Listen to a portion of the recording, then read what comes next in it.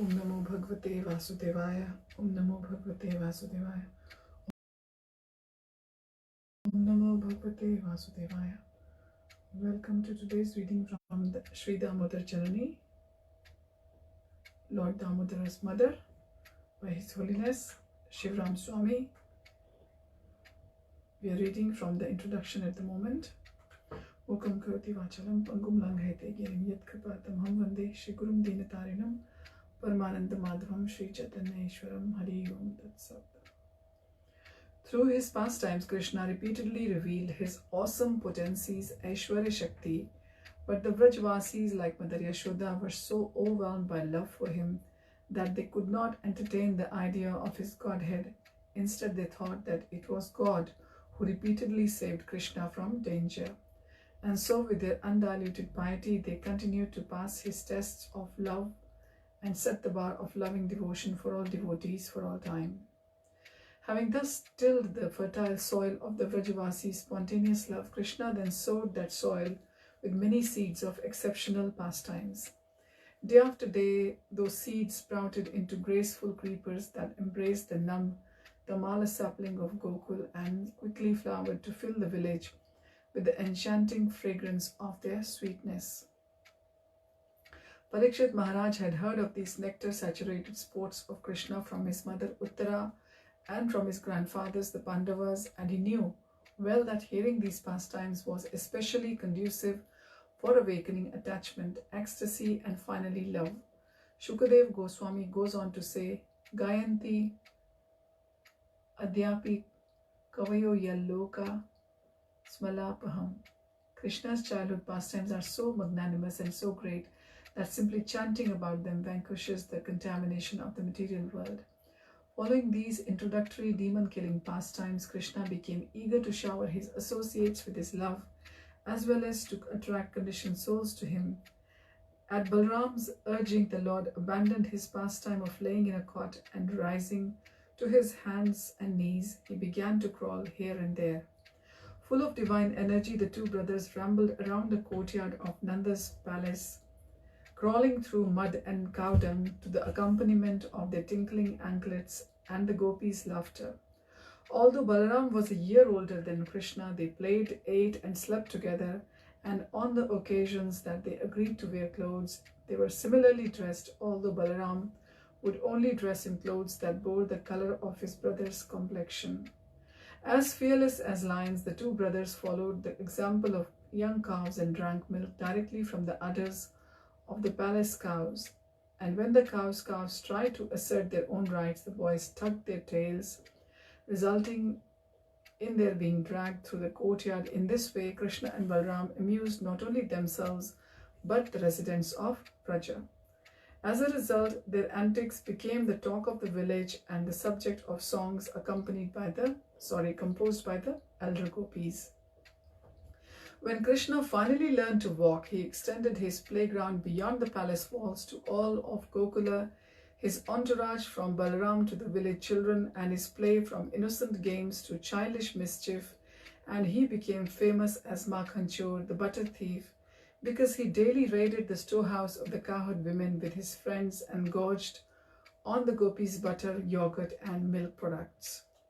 The women of Gokula would come to Yashoda to complain of Krishna's antics and openly wonder at how he could disarm them with his smile in the same way that the snake charmer hypnotizes snakes with a mantra. Unable to correct him themselves, the gopis complained to Yashoda. While describing Krishna's mischief in detail, the gopis tasted not only parental love for him, but astonishment at his mysterious powers. And although the women of Vraja warned Yashoda that without correction Krishna would later steal women's wives, Yashoda Devi had no inclination to chastise her son. She would leave such duties to her husband. Nandaraj, however, was equally enchanted by Krishna and had no intention of rebuking his son. Thus Krishna and Balram roamed freely throughout Gokula unchecked. Then one day, in a new turn of events, Balram and the boys complained about Krishna not for stealing milk but for eating dirt. Krishna knew that the testimony of his brother and friends would greatly alarm his mother. Fearing punishment, he denied all accusations and challenged Yashoda to look into his mouth. Placing Krishna on her lap and grasping his soft chin, Yashoda opened her son's mouth before continuing his pastime. Let us first study the loving exchange between mother and son as Vishwanath Chakravarti Thakur describes it. I have paraphrased the Acharya's words as follows. Mother Yashoda scolding Krishna for eating dirt and his fear of a reprimand are both impetuses for stimulating their mutual love. Krishna could have taken shelter of his divinity, Aishwarya Shakti, and thought, I am God, who can harm me? But that would have impeded his tasting the sweetness of Yashoda's parental love. So he responded to her anger by full absorption in childish fear. The Lord's affection for his devotees' every wish is a quality. This quality dominates his character more than truthfulness, mercy, and so on. It is the crown jewel of attributes. Yet, while Krishna would have to surrender to Mother Yashoda, he still wanted to avoid a thrashing in order to fulfill these desires. The Aishwarya Shakti manifests the universal form within his mouth to distract Yashoda from the actual issue at hand, Krishna eating dirt. Srila Prabhupada calls the pastime of Krishna eating dirt, the most wonderful of his pastimes. Why? Because it demonstrates how pure love overcomes thoughts of divinity, how love convinces Mother Yashoda that Krishna is just her child, and how love's attractiveness induces Krishna to renounce his supremacy. Now let us return to the pastime itself. When Mother Yashoda said, Yadi evam tarhi vyadehi, if you have not eaten earth, then open your mouth wide. Submissive Krishna complied. Then within the Lord's mouth, Mother Yashoda saw the same universal form that Arjun would later see on the battlefield, the universe that was simultaneously inside and outside Krishna's form. In addition, Mother Yashoda saw herself and Krishna within the universe in his mouth, and so was witness to both his limited and unlimited natures. Although this vision may have been attractive to devotees who worship Krishna with reverence, the Shanta Bhaktas, it did not appeal to the Yashoda's exalted maternal sentiments. The scene before her, indeed the entire event, was so inconceivable that she became bewildered and wondered in many ways. Unable to come to a conclusion as to the real cause of what she was seeing, Mother Yashoda simply surrendered to the Supreme Lord. In her prayer, she reasoned like a materialist who temporarily gives up family and possessions due to a fleeting spiritual impulse. When Krishna sensed his mother was thinking of renouncing her everything, including him, in the mood of a protected child, he worried, then who will nurse me, who will look after me? Understanding the Lord's concern, Yogamaya immediately expanded her influence on Mother Yashoda, just as upon awakening one quickly forgets a dream. Queen Yashoda immediately forgot her philosophical outlook as well as her vision of the universe. Freed of all awareness of the Lord's majesty, her affection unfettered once again, Yashoda lifted Krishna to her lap, hugged him, and lovingly smelled his head. By these acts, her unfathomable love became deeper. In the words of Shukadeva Goswami, Mother Yashoda was feeling increased affection for Krishna, pravriddha sneha kalila hridaya. Unable to contain his admiration for Mother Yashoda, Shukadeva Goswami rose slightly from his seat and leaning forward to Parikshit Maharaj said, Traya kopani shadbhis cha sankhya yogesh cha satvate upagiyamana mahatmayam harim samanyatat majam. The glories of Supreme Personality of Godhead are studied through the three Vedas, the Upanishads, the literature of Sankhya Yoga, and other Vaishnava literature. Yet Mother Yashoda considered the Supreme Person was her ordinary child.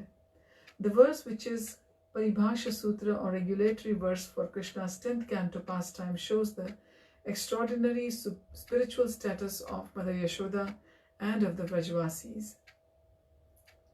Where fruitive workers, learned philosophers, mystic yogis, and even great devotees fail to fully understand that Krishna is the goal of the Vedas, By her great love, Mother Yashoda placed the same Supreme Personality of Godhead so much in her debt that he agreed to become her son. Sharing his spiritual master's feelings of wonder, Parikshit Maharaj inquired how Mother Yashoda and Nanda Maharaj came to a transcendental position that surpassed even that of Vasudeva and Devaki. The king said, "O learned Brahmana, Mother Yashoda's breast milk was sucked by the Supreme Personality of Godhead. What past auspicious activities did she and Nanda Maharaj perform to achieve such perfection in ecstatic love?" Although Krishna was so pleased with Vasudeva and Devaki that he descended as their son, they could not enjoy Krishna's magnanimous childhood pastimes, which are so great that simply chanting about them vanquishes the contamination of the material world. Nanda Maharaj and Yashoda, however, enjoyed these pastimes fully, and therefore their position is always better than that of Vasudeva and Devaki. A learned devotee in his own right, Parikshit Maharaj knew that the practitioners cannot become Krishna's parents. Still, he placed his question to Shukadeva Goswami, which in essence said, "Did some devotees who were perfected through practice become Nanda and Yashoda?" Because the answer to this question illuminates the eternal loving relationship between Mother Yashoda and Krishna, I shall now describe how Krishna's parents appeared on earth, making reference to Srimad Bhagavatam, Srila Prabhupada's purports, and the commentaries of the other acharyas. In answer to Maharaj Parikshit, Shukadeva Goswami narrated the story of Vasudrona and his wife Dhara, who by the blessings of Lord Brahma appeared as Nanda Maharaj and Yashoda Devi in Brajabhumi. This pastime is described in Srimad Bhagavatam, 10th canto, chapter 8, verses 48 to 51. The implication of Shukadeva's answer is that two demigods became the parents of Krishna. How is this to be understood? Did Drona and Dhara actually attain a perfection that enabled them to become Krishna's parents? That is certainly not the opinion of the acharyas. For example, Vishwanath Chakravarti Thakur says, because Krishna's appearance and childhood pastimes are eternal, Nanda and Yashoda should also be Nitya Siddha, eternally liberated associates of the Lord. And Srila Prabhupada comments, whenever Krishna descends, Nanda and Yashoda as well as Vasudeva and Devaki also descend as the Lord's father and mother. Their personalities are expansions of Krishna's personal body. They are not ordinary living beings. Is there though clear indication from Srimad Bhagavatam that confirms that the Acharya's statements and also resolves the conflicting view implied by its own narration of Drona and Dhara's history, which concludes with the words, when Brahma said, "Yes, let it be so," the most fortunate Drona, who was equal to Bhagwan, appeared in Vrajapura, Vrindavan as the most famous Nanda Maharaj, and his wife Dhara appeared as Mother Yashoda. Yes, there is. In the Sri Bhakti Sandarbha, Jiva Goswami shows just how Shukadeva Goswami later clarifies things in the Bhagavatam. Describing Krishna's pastimes further, Shukadeva Goswami elaborates on his previous answer to Parikshit Maharaj's question to stress that Nanda and Yashoda's parenthood is eternal. Srimad Bhagavatam, 10th canto, chapter 9, verse 21 says, Nayam Sukhapo Bhagavan Dehinam Gopika Sutaha Jnaninam Chatma Bhutanam Yatha Bhakti Matam Iha. The Supreme Personality of Godhead, Krishna, the son of Mother Yashoda, is accessible to devotees engaged in spontaneous loving service, but he is not easily accessible to mental speculators, to those striving for self-realization by severe austerities and penances, or to those who consider the body the same as the self. According to Jiva Goswami, the above verse rules out the possibility that someone can become Krishna's mother by the practice of any spiritual discipline. Furthermore, the phrase Gopika Sutaha, the son of Mother Yashoda, clearly indicates that an eternal relationship already exists between Krishna and Mother Yashoda. In his purport, Srila Prabhupada confirms his understanding. Mother Yashoda, Krishna's friends, and the younger gopis with whom he dances have very intimate relationships with Krishna. These devotees, the Nitya Siddha expansions of Krishna, always remain with Krishna. Shukadev Goswami elaboration in verse of 10th canto, chapter 9, verse 21, thus gives a second answer to the king's original question. He now says that the Krishna's parents descended in their original forms directly from the Aprakata Vraja to Prakata Vraj. We now have two answers to the questions. What did Nanda and Yashoda do to become Krishna's parents? The first is that the demigods Drona and Dhara received Brahma's blessings, and the second is that they did not have to do anything, for Nanda and Yashoda are Krishna's eternal associates. How can these seemingly contradictory answers be reconciled? Srila Jiva Goswami reconciles them by stating, if there are two contradictory statements in scriptures, the first statement should be interpreted so that it does not contradict the later statement. This rule of interpretation is expressed in the Vedanta Sutra 2.1.17. Applying the axiom to the example under discussion, Jiva argues that Shukadev's first statement that Drona and Dhara were demigods must be seen in the light of the second statement that no one can become Krishna's parents, for Nanda and Yashoda are eternally so. The conclusion Sri Jiva draws is that the Drona and Dhara must have already been Nanda and Yashoda, but they could have only been partial expansions given their status as demigods. And since Drona and Dhara are already expansions of Krishna's parents, Brahma's blessing must have been a fulfillment of prophecy rather than an independent boon. In light of Jiva Goswami's conclusion, let us now paraphrase the narration of the Srimad Bhagavatam.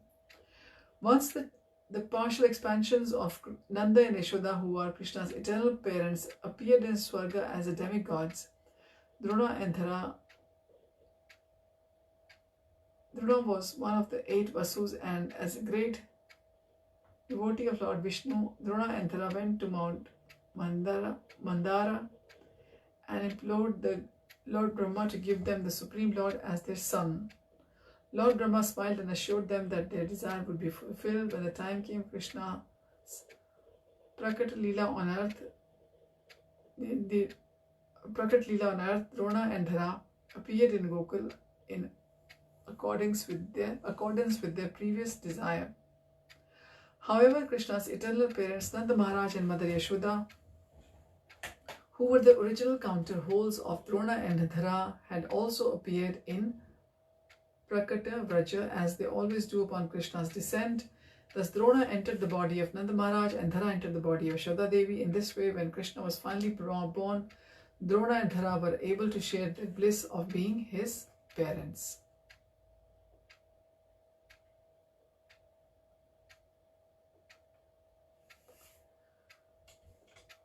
So we will resume our reading of the introduction from here onwards next time. Thank you for joining. Hare Om Tat Sat. Hare Krishna.